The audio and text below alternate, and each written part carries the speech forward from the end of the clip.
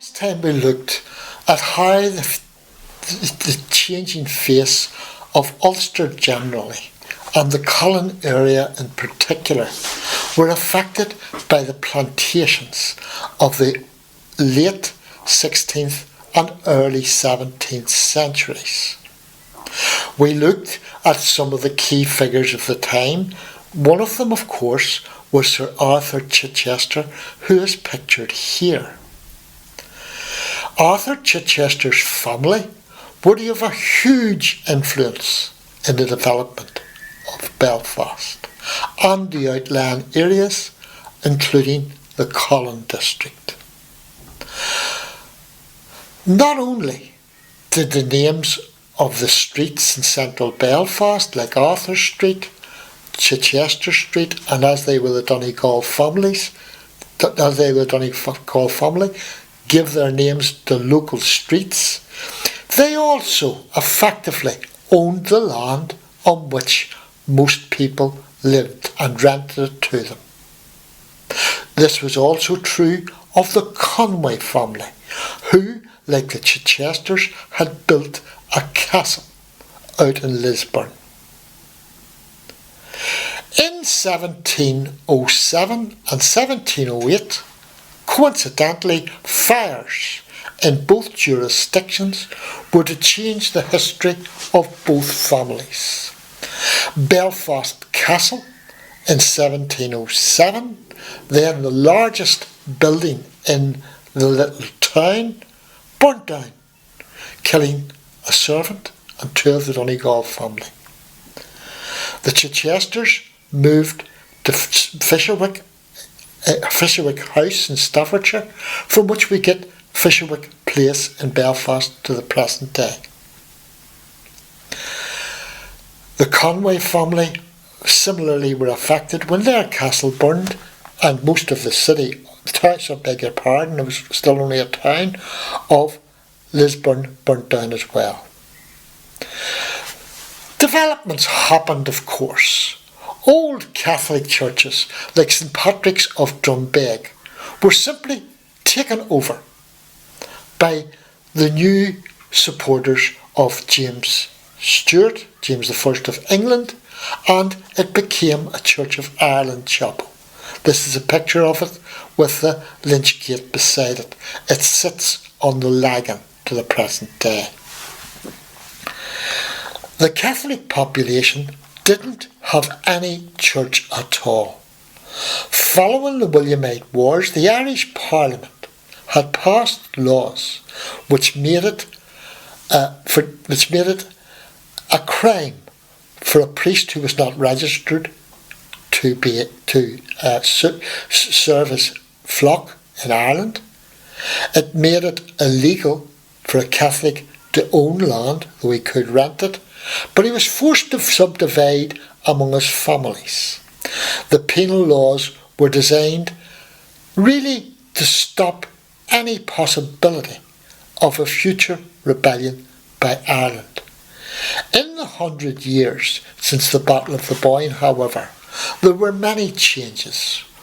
One change was that by the end of the 18th century, some, though not many, Irish Catholic families started to own land.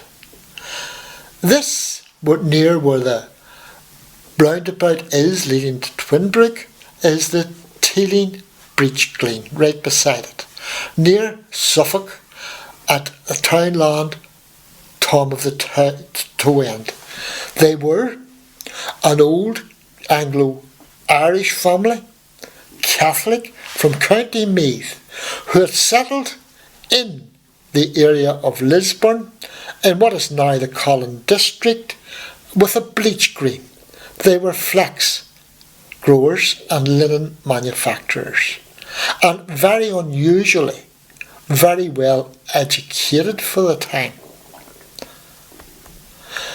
The problems of the early settlement of Belfast to Lisburn were documented by this man. This is Jonathan Swift. Most of you would know him because he had written He had written many books, including Gulliver's Travels.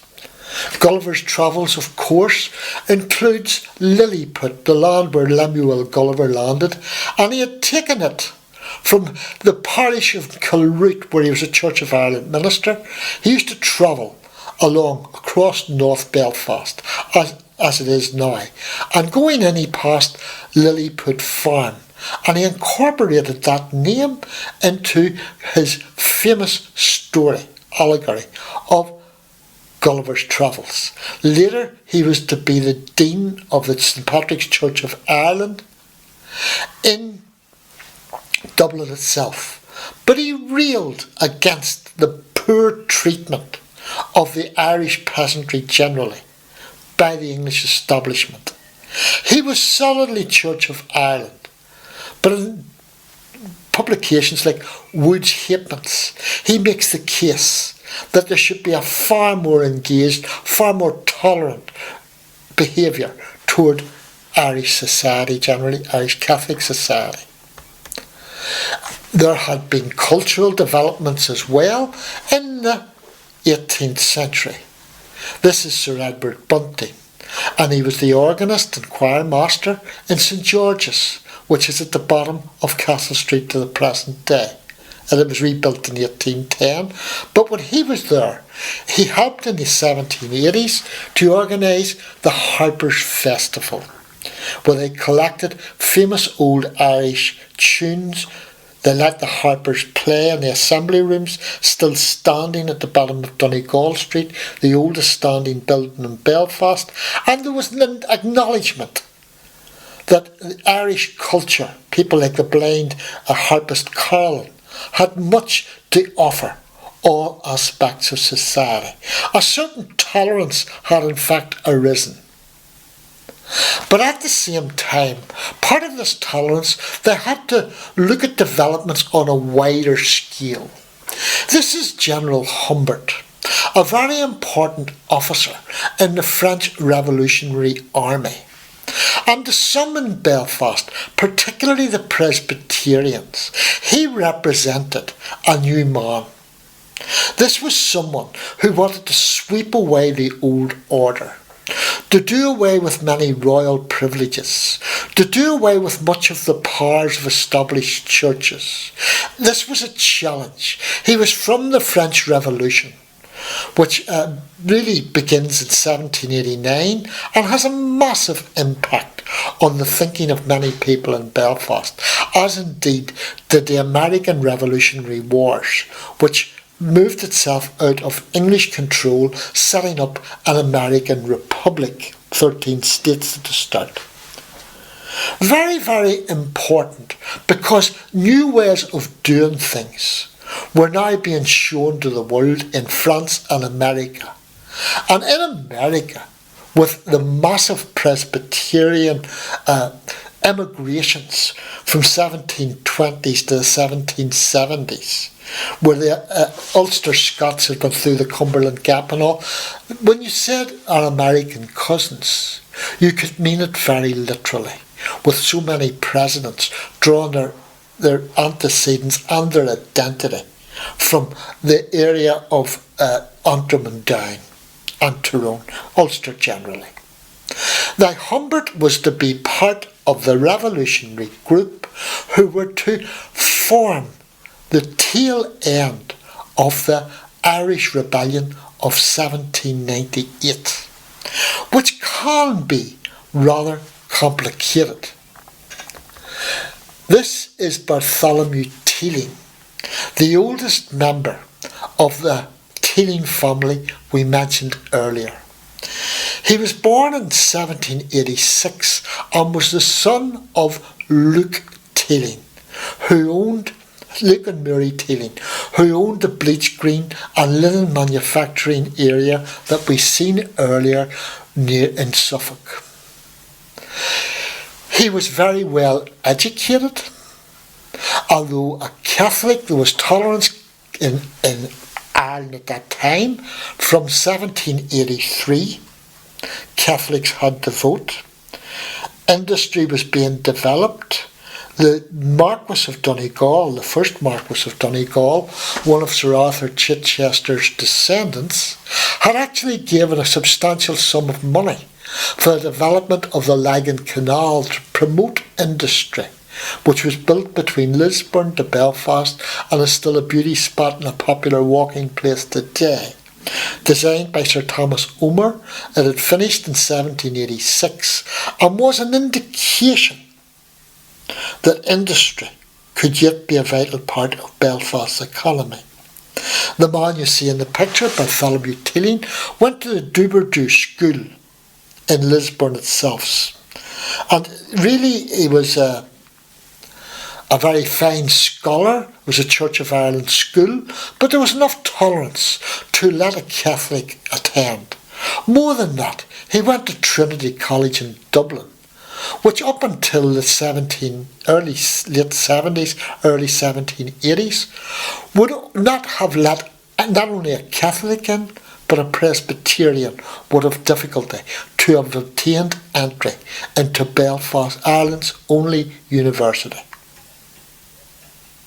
Many people actually had went to the 6 universities which were in Scotland, bringing back the ideas of the Enlightenment. And he himself, Bartholomew Teeling, was an Enlightenment man. At the age of 22, he went over and joined in the French Revolutionary Army. It was early days of the Revolution, under the name Bidon, where he became a captain and a very able soldier. He was to be the interpreter and aide-de-camp of General Humbert, who was to have the last invasion of Ireland, lead the last invasion of Ireland, just as the rebellions of 1798 had started to peter out. More of that later. These are pictures of the Irish volunteers formed to protect Ireland in case of a French invasion, and many ideas were in ferment about what the future of Ireland should be, what its relationship to England should be, how were the relationships between the Church of Ireland, the ascendancy really, and Presbyterians and Catholics, how were they to develop? These are pictures of assembly, the volunteers' assembly, where these ideas were discussed. And you had ideas which were regarded as quite revolutionary. Let's do away with the penal laws. Perhaps we should be looking at a republic, a place without a king. Perhaps Ireland would be better off with more independence, with an Irish Parliament that made decisions for England. Very much influenced by the American Revolution were the idea of no taxation without representation, had been a catch cry in Boston. They determined that the wealth of Ireland, or the wealth creators, the armed property of Ireland, should have some sort of say in how Ireland was to develop. Tolerance was now more common than it had been, really since the time of Arthur Chichester in 1607. This is Waddell Cunningham, an artist's impression of them taking the salute outside Belfast's first Catholic church, St Mary's in Chapel Lane, which was rebuilt and still stands today. The significance, however, of the picture you've seen first is that the people taking the salute, led by Captain Waddell Cunningham, are the Irish volunteers, who are essentially a militia pledged to defend Ireland in the revolutionary wars then waging between France and England. They were to a large extent mostly Presbyterians. As the wealthier side of the population, they had given the money largely to the building of this church, and also to St Patrick's in Donegal Street, built in 1812, to which the Presbyterians also contributed generously. This to some was the Athens of the North. This to some was the New Ireland. But it did mask awful differences. The United Irishmen, formed about 1793, was the centre both in Dublin and in Ireland, other parts of Ireland too, but in Belfast and Dublin, it attracted many of the thinking men of the time, of which this is some. There were marked differences between them, however. In Dublin, the United Irishmen, which was a legal organisation when it was first formed in 1793 in Dublin, and 1791 formed in Cave Hill outside Belfast, was legal, and it was dedicated to making Ireland a better place by different radical ideas. In Dublin it was half Catholic, half Protestant, but it was overwhelmingly Presbyterian, with some Church of Ireland inclusion in Belfast, and as far as I know, the only significant Catholic representation was in Bartholomew Teeling and the Teeling family generally. Bartholomew Teeling's father, Luke Teeling, and his younger brother Charles, who was later to become an important journalist, this isn't him by the way, were imprisoned in Carrickfergus prison, this is long before Crumlin Road Jail was built, from 1796 to 1802. This is Theobald Wolfe Tone, however, a Dublin lawyer, paid originally by the Catholic Society to try and obtain Catholic emancipation, who came to Belfast to set up the United Irishman. He was from Kildare, he was the son of a coach builder, and he came up along with this man Thomas Russell, who was to be a librarian and secretary of the Linen Hall Library. He was from County Cork and he was a warrant officer on pension, he was a trained soldier. Both were dedicated to the idea that English rule in Ireland had not been an overwhelming success, and especially in Belfast, where, for example, the cotton trade had been depressed to the advantage of Catholic cotton manufacturers, leaving the way open for the development of linen, of course, but that was an unforeseen advantage. It brought in some of the more romantic characters in Irish history, like Lord Edward Fitzgerald, whose family home is actually at the site of Leinster House today. An enthusiastic United Irishman, wanting, in the words of Tone, a unity of Catholic, Protestant and dissenter for the better of Ireland. It brought in people like Napper Tandy, a kind of Dublin intellectual who was a leading member of the United Irishmen in Dublin.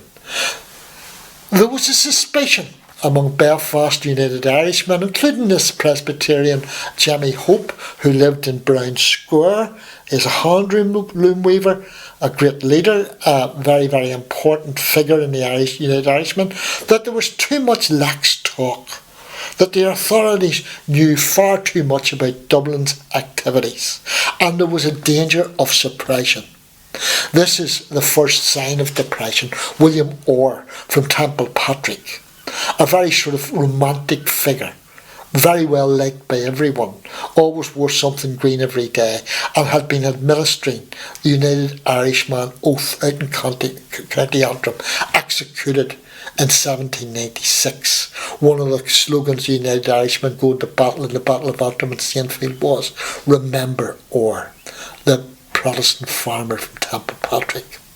This is Mary Ann McCracken, very famous for her struggles against the slave trade, and the sister of one of the most romantic of the United Irishmen leaders. This is Waddell Cunningham. He had taken the salute from the opening of the first Catholic church from Father O'Donnell, St Mary's in Chapel Lane. But he was not necessarily as tolerant as the United Irishmen were. He was opposed to the United Irishmen, and he was a merchant, and like his brother-in-law Thomas Gregg, both buried at Belvar's graveyard today, he was suspicious of revolution. Certainly, generous. He was a patron of the Linen Hall Library. He took the salute when the volunteers, the Irish volunteers, opened St Mary's. But that is not to say he shared all the ideals of the United Irishmen. In fact, he would have been quite keen on the slave trade. The biggest loss of life in any rebellion in Ireland, 30,000 dead. And he never thought it was worth that sort of cost, though he became an enthusiastic Presbyterian reformer all his life. This is one of the reasons that the United Irishman didn't succeed. A wit, a barrister, a playwright, Leonard McNally was also an informer in Dublin, and really his treachery wasn't discovered until the 1820s, when the damage was fairly all done. In the area up around Lambeg and Dunmurry, General Lake, the British leader, searched for people who might have taken United Irishman oath. Torture was common. Pitch capping, for example. People having a boiling tar put in their head, pulling out their hair, half hanging, all sorts of cruelties. Emotions ran high. Lake said Belfast is the seat of all sedition, but really it's those outlying areas in County Antrim. Smaller settlements, Presbyterians, bitterly resentful of the Church of Ireland dominance, who want change.